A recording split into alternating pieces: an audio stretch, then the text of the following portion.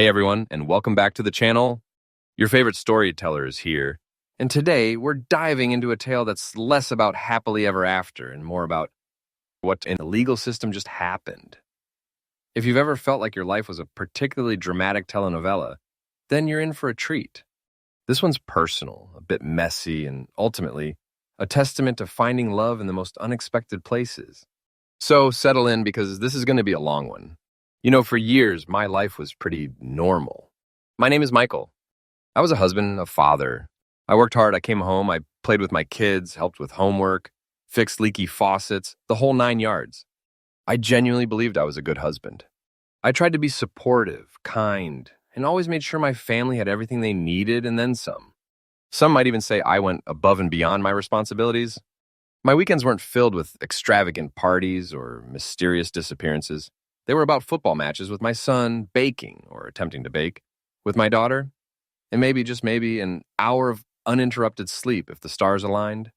I was the kind of guy who remembered anniversaries, picked up dry cleaning, and actually enjoyed assembling flat pack furniture. If there was a Husband of the Year award, I probably wouldn't have won because, let's be real, competition is fierce. But I'd have been a strong contender for most consistently decent, reliably present, and enthusiastic snack provider. We had our ups and downs like any couple. Every marriage does. There were disagreements over finances, the kids' schooling, whether pineapple belongs on pizza. It does fight me. But I always thought we'd weather the storms. We had built a life, a family. We had a home, a dog named Bark Ruffalo, and a shared dream of one day owning a very large, very comfortable couch. I cherished it. I truly believed we were in it for the long haul, till death do us part. Or at least till we both ran out of bad reality TV shows to binge watch. So you can imagine my shock, my utter disbelief, my jaw on the floor moment when my wife, let's call her Grace, decided she wanted a divorce. Now, it wasn't just a simple we've grown apart kind of divorce. Oh no, Grace went for the nuclear option. She accused me of cheating. Me! The guy whose wildest night out usually involved falling asleep on the couch, watching a documentary about competitive cheese rolling. The man who considered a late-night run to the supermarket for ice cream an adventurous escapade. I was flabbergasted, hurt, and honestly, a little insulted by the sheer audacity and creativity of the accusation. It was like being accused of being a secret ninja assassin when your only secret talent is parallel parking in a tight spot. But here's where it gets truly wild.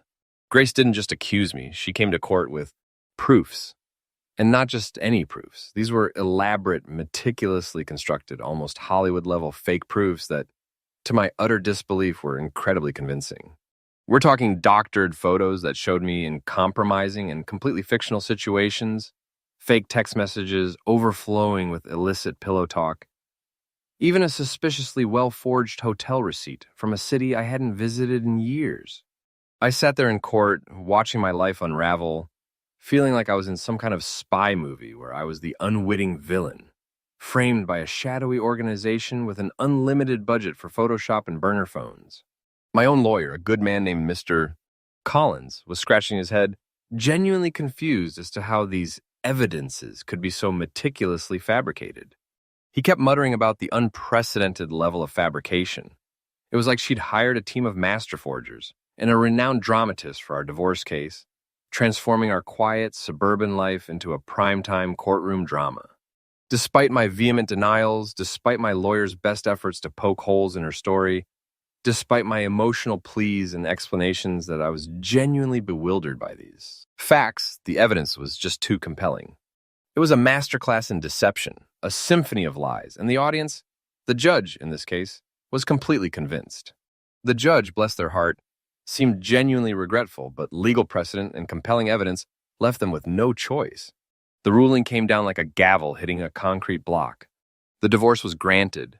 Just like that, over a decade of marriage, 2 wonderful kids, and countless memories were reduced to a piece of paper, all because of a meticulously constructed lie.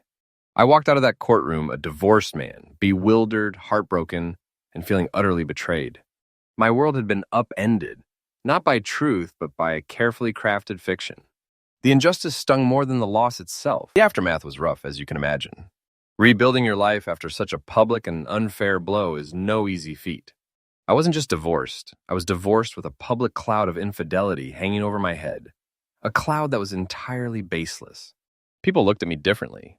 Some friends, unsure what to believe, kept their distance. Family members were supportive, but clearly perplexed. I focused on my kids, on my work, and on trying to understand what had just happened. For a while, I was pretty jaded about relationships. Trust was a concept I was genuinely struggling with. The world seemed to have tilted on its axis, and every interaction felt tinged with suspicion. I questioned everything, from casual compliments to friendly gestures. Was everyone hiding something? Was genuine connection just a myth, a fairy tale spun to comfort us before the inevitable betrayal? These thoughts plagued me, making it hard to relax, hard to simply be. Sleep became a luxury, peace of mind a distant memory. I walked around feeling like a character in a conspiracy thriller, waiting for the next plot twist. But then something unexpected happened. My ex-wife's lawyer, a sharp, incredibly intelligent woman named Olivia, started reaching out. Now, during the divorce proceedings, she had been a formidable opponent. She was fierce, articulate, and seemed to anticipate every move my lawyer made. She was a legal shark in a designer suit, making mincemeat of my defense, even if the meat was entirely fabricated. She wore an air of quiet confidence, her eyes missing nothing, absorbing every nuance of the courtroom drama. But there was always a certain professionalism about her, a quiet intensity. And I'd noticed, even amidst the chaos, that she had a way of looking at me during my testimony, almost as if she was evaluating me beyond the legal accusations. It wasn't a look of malice, but one of intense scrutiny, mixed with something I couldn't quite decipher. Perhaps it was curiosity or maybe even a hint of concern. It was subtle, almost imperceptible, but it stuck with me amidst the blur of legal jargon and emotional turmoil. Initially, her calls were purely professional. Follow-ups on paperwork, minor details about child custody arrangements that needed clarification, logistical stuff that always seems to linger long after the ink on the divorce papers dries. She was always impeccably polite, concise, and efficient. But then they started to shift. She'd ask how I was doing, genuinely. Not just a perfunctory, "How are you?" but a real, concerned inquiry, asking about my well-being, how I was adjusting, how the kids were coping. We'd have longer conversations, sometimes straying from legal talk into more personal territory. She'd offer insights, perspectives, and even, subtly, expressed her regret about how messy the case had been. She never apologized for winning, of course. That's not how lawyers operate. But there was an underlying tone of empathy that surprised me. I found myself drawn to her intelligence, her wit, and her surprising sense of humor. She had this dry, sarcastic wit that perfectly balanced her serious professional demeanor.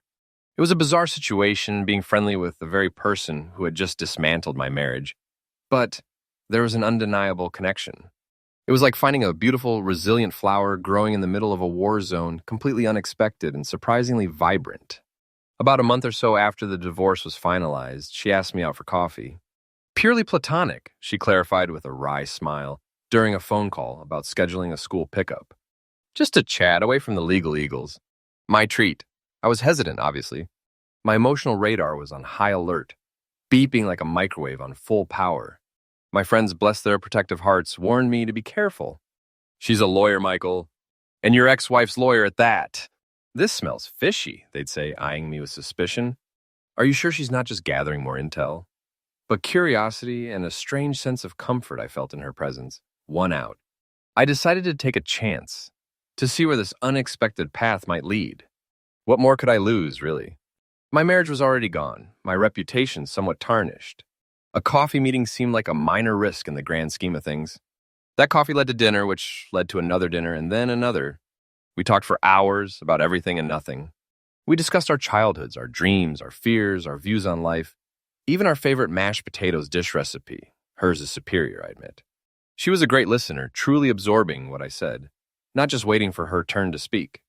She remembered details, asked insightful questions, and challenged my perspectives in a way that was stimulating, not confrontational.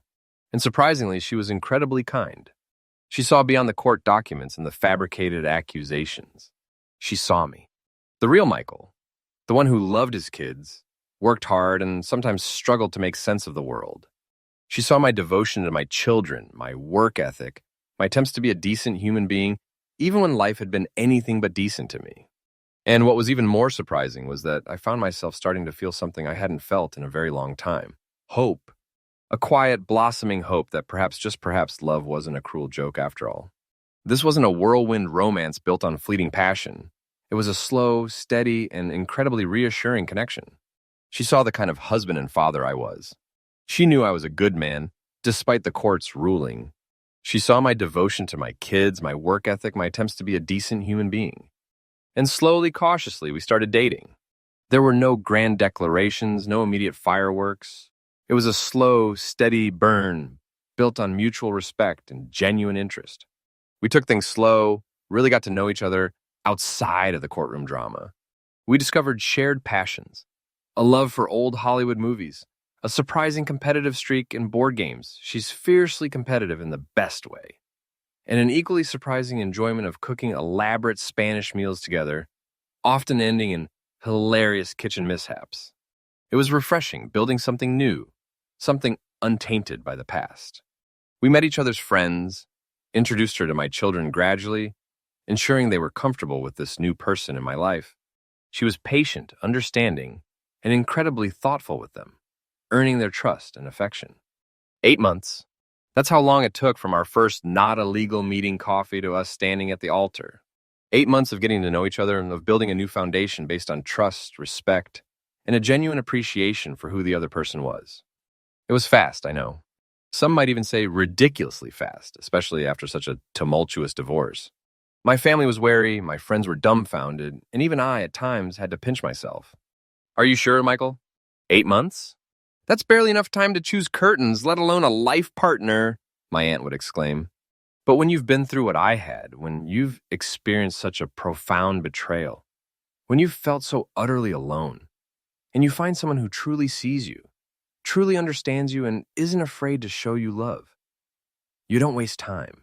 You seize that chance with both hands. You recognize a good thing when it comes along. So we got married. Olivia, my ex-wife's lawyer, became my wife. The irony was not lost on me, or anyone else who knew the story. The whispers followed us, of course, the raised eyebrows, the speculative glances, the "didn't she represent his ex-wife?" comments.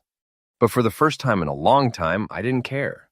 I was happy, genuinely, truly happy, with a woman who felt like home. Life with Olivia was incredible. She was everything I never knew I needed. She brought calm and stability back into my life, along with a wicked sense of humor and a love for terrible Hollywood B-movies, just like me. My kids adored her. She was patient, fun, and genuinely cared about them. She embraced them fully, not as replacements for her own, but as an extension of the love she now felt for me. She went to their school plays, helped with their homework, even the dreaded math homework, and always had time for their endless stories. For the first time in years, I felt truly happy, truly at peace. It was a kind of happiness that felt earned, a sunshine after a long, dark storm. Our home was filled with laughter again, with warmth, and with a sense of genuine belonging that had been missing for too long. And then, as if on cue, the drama queen herself, Grace, re-entered the picture. Because of course she did. Just when you think you've finally closed that chapter, the universe decides it needs a sequel. She'd heard about the marriage, of course. News travels fast, especially in our city, where a story involving a scandalous divorce and an even more scandalous remarriage spreads like wildfire, fueled by rumor, speculation, and a healthy dose of gossip. The initial reaction was pure, unadulterated fury. She called, she texted, she even showed up at my house unannounced, which was quickly handled by Olivia, who, as a lawyer, knew exactly how to deal with uninvited guests, politely but firmly showing her the boundary line, with a cool, professional demeanor that probably made Grace's blood boil. Grace was practically spitting fire, her voice hoarse with indignation, accusing Olivia of being a conniving snake. Grace was extremely jealous, like green with envy Hulk smash levels of jealousy. She felt deceived, claiming Olivia had somehow played her, manipulating the situation to her advantage. She believed Olivia had orchestrated the whole thing, a master manipulator pulling the strings of destiny, a legal puppet master pulling apart one marriage only to build her own. It was outlandish, theatrical, and completely illogical, but in her enraged state, it seemed perfectly logical to her. She was convinced she'd been blindsided, outmaneuvered by her own legal counsel. And then came the bombshell, the confession that shook my world yet again. It happened during one of her furious phone calls. I was trying to de-escalate, to calmly tell her that her behavior was unacceptable, that she needed to respect my new life. But she wasn't listening. She was too consumed by her own rage and resentment. And then she just snapped. The dam broke. "You think you're so smart, don't you, Michael?" she shrieked, her voice cracking with a mixture of anger and something that sounded suspiciously like regret. "Well, your precious Olivia isn't as innocent as you think. She knew. She knew everything." My heart hammered against my ribs, a cold dread snaking its way up my spine. "Knew what, Grace?" I asked, trying to keep my voice steady, but I could hear the slight tremor in it. The old wounds, barely scarred over, felt like they were ripping open again. And then she dropped the first bomb, the confession that confirmed my worst suspicions from years ago. The truth that I'd always known in my gut but had no way to prove. Through tears and accusations, through a torrent of words, she finally admitted it. "It was all a lie," she cried, her voice rising to a near scream. "The proofs, the cheating accusations, they were all fake. I made it all up. Every single piece of evidence was fabricated. The photos, the messages, the hotel receipts. I paid people, I created them myself. I was so desperate to get out, to punish you, to make sure I got everything I deserved. I wanted to hurt you, Michael. I hated you so much in that moment, I wanted to destroy you, to make sure you got nothing. I just wanted to be free and start over, and that was the quickest, surest way to guarantee it." My jaw hit the floor, traveled through the Earth's core, and probably ended up somewhere in China. I mean, I knew it was fake. I lived it. I had argued it vehemently, passionately. But to hear her admit it, after all this time, after all the pain and public humiliation, after the permanent stain it had left on my reputation, after the years of whispers and suspicious glances, it was surreal. It was like finally getting confirmation that the sky was, in fact, blue, after years of people insisting it was plaid. The anger I felt was overwhelming, a tidal wave of betrayal that threatened to consume me. All those sleepless nights, the public whispers, the hurt in my children's eyes, the way my parents had looked at me with a mixture of pity and concern, all for a lie. A calculated, malicious, unforgivable lie. The sheer audacity, the callousness of it all was breathtaking. And then she dropped the second bomb, the one that directly implicated my new wife. She claimed that Olivia knew. My new wife, my loving, supportive Olivia, knew that the proofs were fabricated, knew that I was innocent, and had kept quiet about it. Grace, in her bitter jealousy, accused Olivia of using the situation to her advantage, of purposefully destroying our marriage so she could swoop in and marry me. "She knew, Michael!" Grace wailed, her voice thick with self-pity and rage. She knew it was all lies. I told her everything, every single detail of how I set you up. She just sat there listening, her face like stone, pretending to be all professional, but she was just waiting for her chance. She played me. She played us both. She saw how good you were, how much you provided, and how much you loved your family, and she wanted that for herself. She must have been planning this from the start. Don't you see? She manipulated the whole divorce to get to you. She's a snake, Michael. A manipulative, conniving snake. You shouldn't trust her. She used me to get to you. She knew the truth and she said nothing. My head was spinning faster than a top at a tornado convention. My mind raced, trying to process this new, horrifying twist. Was it true? Could Olivia, the woman I loved and trusted, have really known all along? The thought was a chilling one. It felt like walking into a cold shower after being wrapped in a warm blanket. It was a horrifying possibility, a crack in the perfect new life I had built. Could I have been so blind?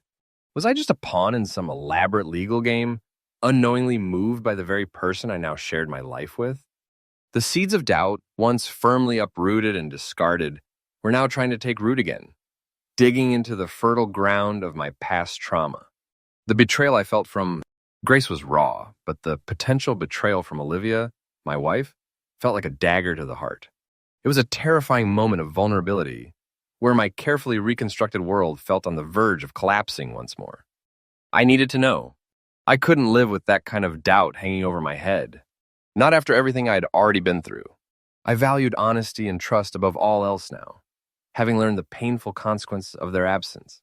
My relationship with Olivia was built on a foundation of open communication, and I knew I had to be direct, no matter how difficult the conversation. So, that evening after the kids were asleep and the house was quiet, I went to Olivia. I found her reading in the living room, a legal textbook open on her lap. I sat her down, took a deep, shaky breath, and relayed everything Grace had said. Every accusation, every desperate plea for me to believe her, every shocking detail of the fabricated evidence. I watched her face carefully, looking for any flicker of guilt, any sign of deception, any telltale sign that this perfect new life was built on a foundation of lies. My heart pounded, a drum solo of anxiety in my chest. Olivia listened calmly, her expression unreadable at first. Her lawyer face, I realized, the one she wore in court. It was a mask of professional composure, betraying nothing. When I finished, there was a long silence. The air in the room felt thick, heavy with unspoken questions. I braced myself for something. An admission? A denial? A dramatic movie-style confession? A breakdown? I didn't know what to expect. My mind ran through 1,000 scenarios, each one worse than the last. Was I about to find out my new happiness was a cruel mirage? Instead, she simply looked at me, her eyes clear and unwavering. Not the cold, professional gaze, but the warm, loving gaze I'd come to cherish. Her voice, when it came, was steady, calm, almost detached at first, as if she were giving a legal explanation. What Grace said about the proofs being fake, she began, choosing her words carefully, thoughtfully, is information that was shared with me in my capacity as her legal counsel. As her lawyer at the time, I am bound by attorney-client privilege. I cannot and will not discuss the specifics of her case or any information she shared with me in confidence with anyone. Not even you, Michael. That would be a serious breach of my professional ethics, and it would destroy the very trust that is fundamental to the legal profession. She paused, letting that sink in. My mind raced. Attorney-client privilege. I knew what that was, intellectually. It meant a lawyer couldn't reveal what their client told them, even if it was incriminating. It was a cornerstone of the legal system, designed to ensure people could be completely open with their legal representation without fear of their deepest secrets being exposed. It was crucial for a functioning justice system. But hearing it applied to my situation, to my ex-wife's lies that had upended my life, it was a bitter pill to swallow. It felt like a legal loophole that had been exploited to my detriment. That's a professional obligation, she continued, her voice now softening slightly, losing the purely legal tone and becoming more personal, more compassionate. A fundamental rule of my profession. It existed then, and it exists now. It protected her interests, even if those interests were misguided and ultimately incredibly hurtful to you. My duty was to represent my client to the best of my ability within the confines of the law. I couldn't go around revealing what she told me, even if it might have changed the outcome for you. That's simply not how it works, Michael. It would be a breach of my ethical code, it would compromise my standing as a lawyer, and it would put my entire career at risk. I would be disbarred, and my ability to help any future clients would be destroyed. It was a professional matter, completely separate from anything personal. She took my hands, her touch warm and reassuring, her thumbs gently stroking my knuckles. She looked directly into my eyes, and her gaze was filled with sincerity, with a profound honesty that went beyond legal jargon. This was the woman I loved, the woman who had brought so much light back into my life. But what I can tell you with every fiber of my being is this. My feelings for you are genuine, Michael. There was no ulterior motive behind my actions, no grand scheme to break up your marriage so I could have you. That is a truly ludicrous and hurtful accusation. When I represented Grace, I was doing my job diligently and professionally.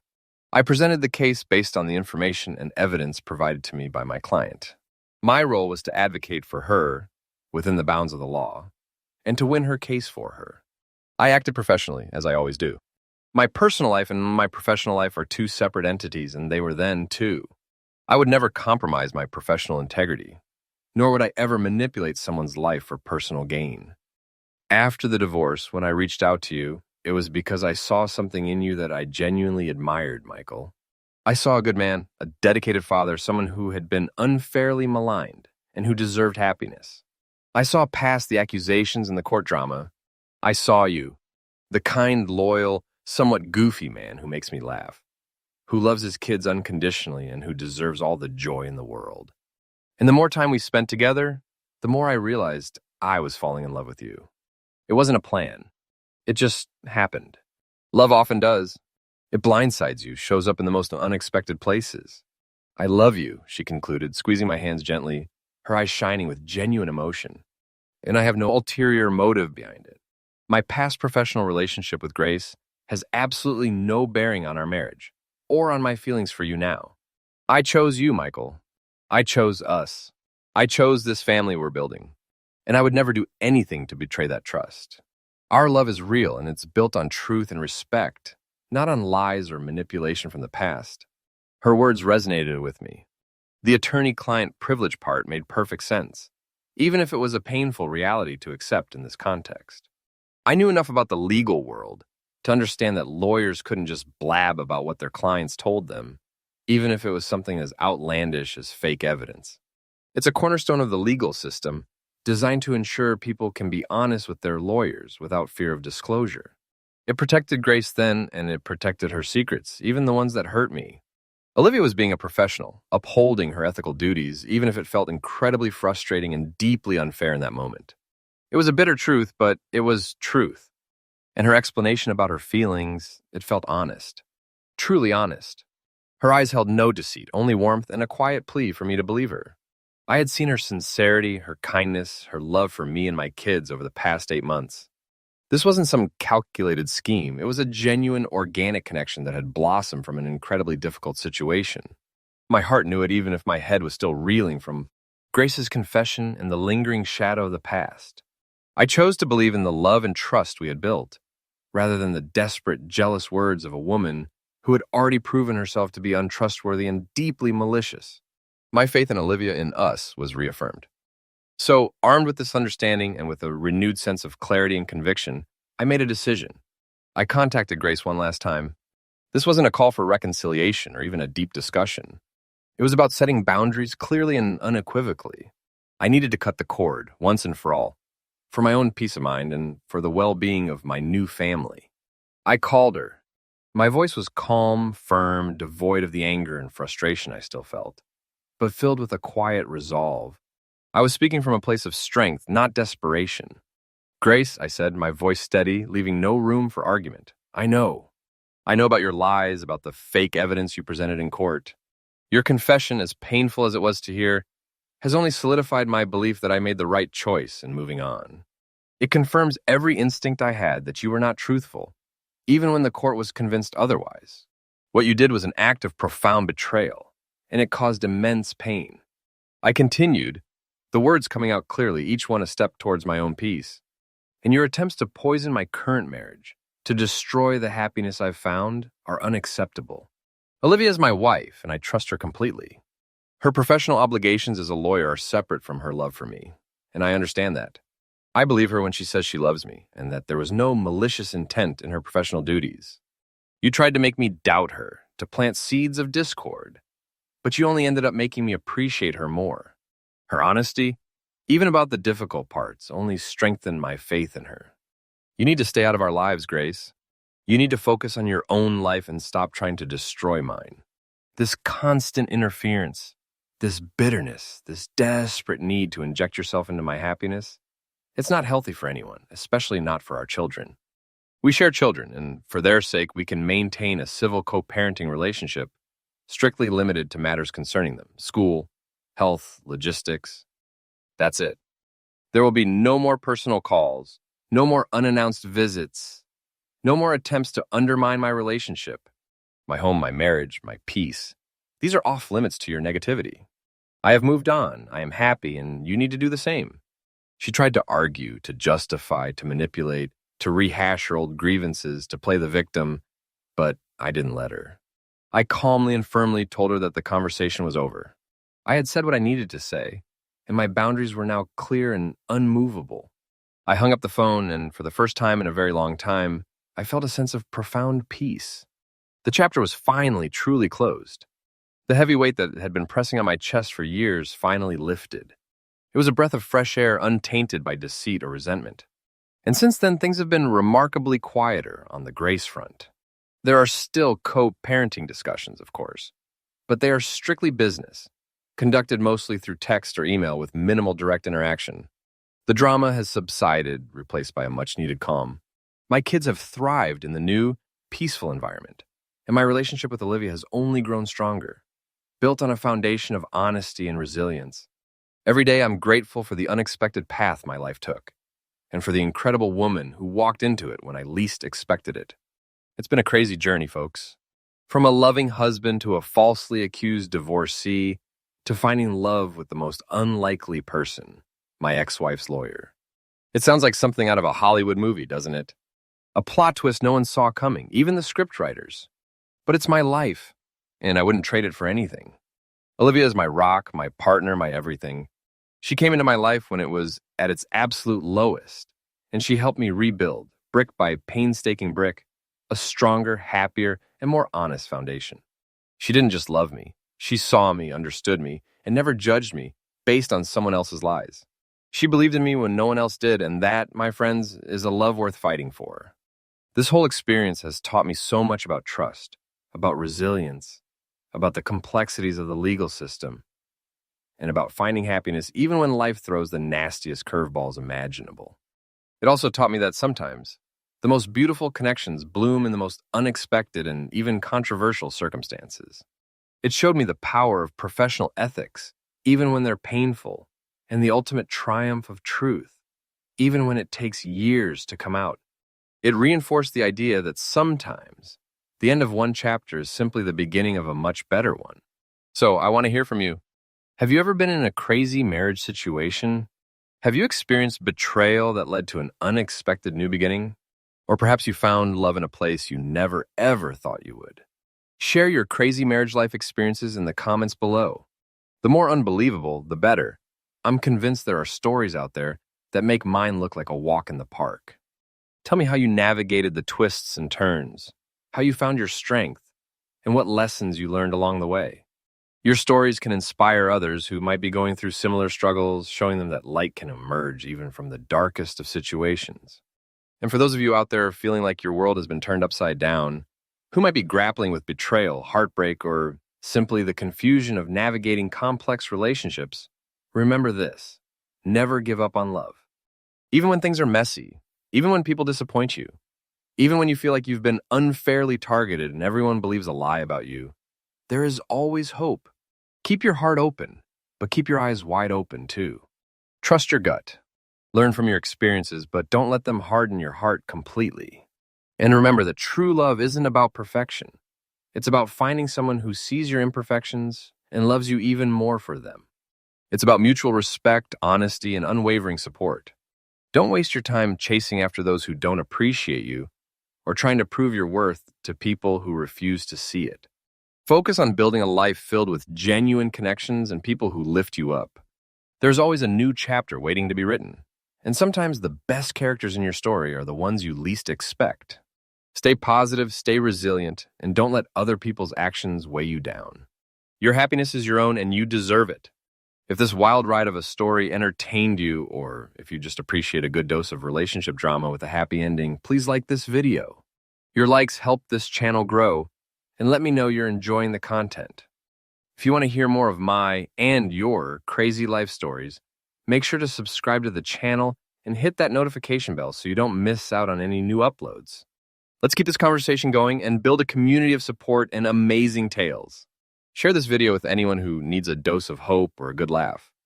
Thanks for sticking with me through this roller coaster, everyone. It means the world to have you here.